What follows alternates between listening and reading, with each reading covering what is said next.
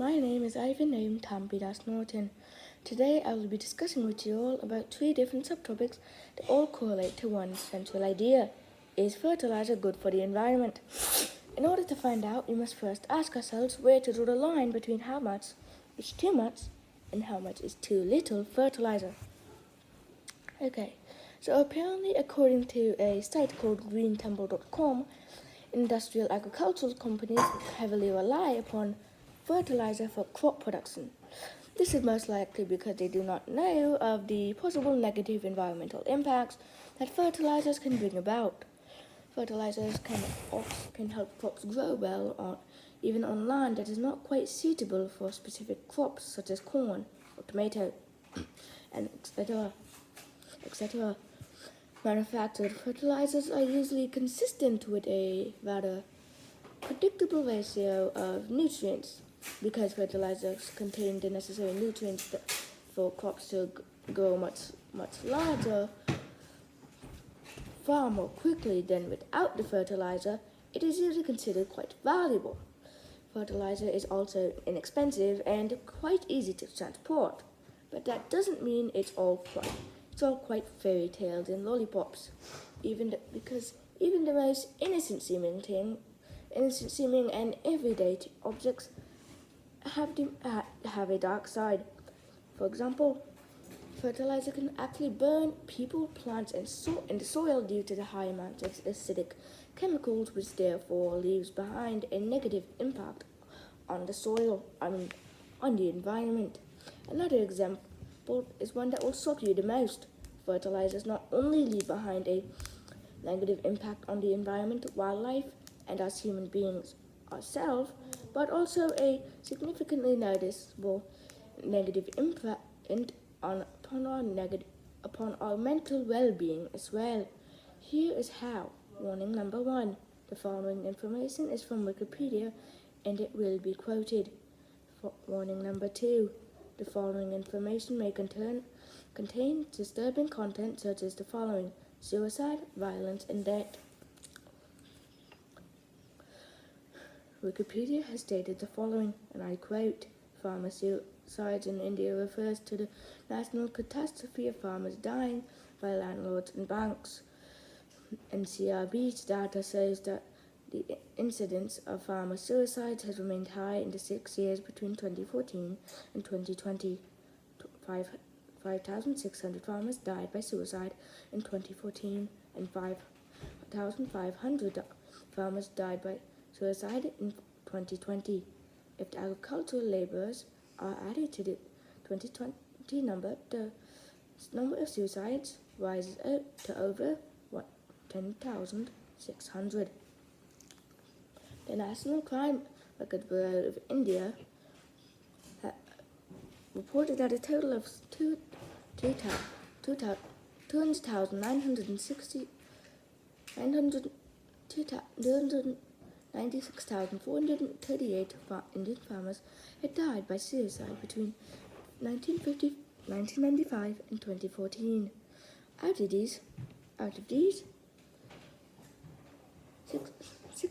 60,750 farmer suicides were in the state of Maharashtra since 1975, and the remaining in Odisha, Telangana, Madhya Pradesh, Gujarat, and Chhattisgarh, all states which use financial and entry regulations.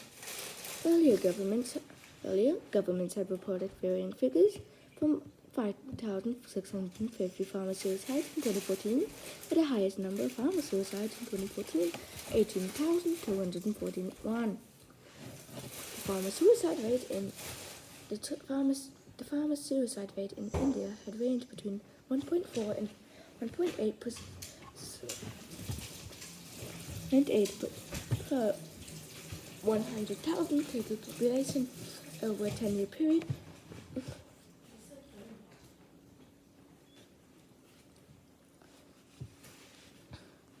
In the period to 2005.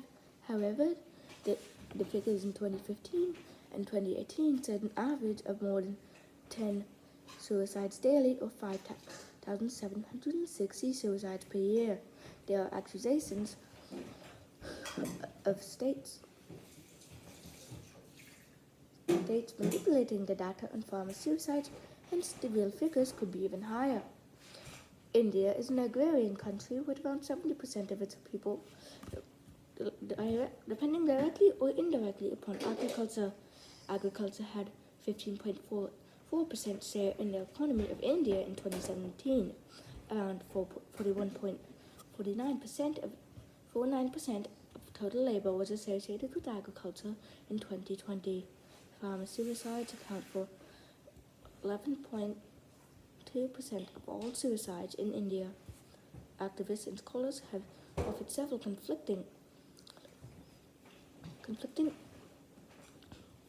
reasons for farmer suicides, such as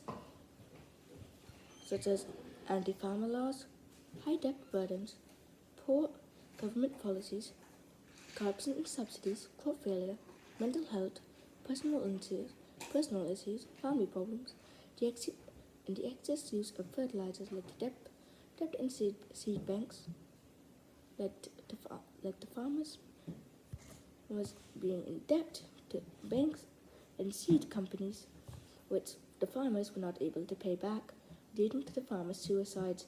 End quote.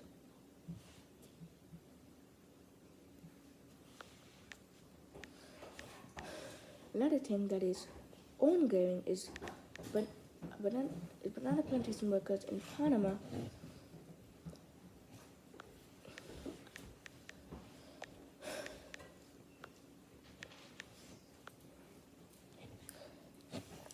are often unhealthily overly exposed to fertilizers and usually end up getting dangerous diseases like cancer, eye infections, and skin diseases.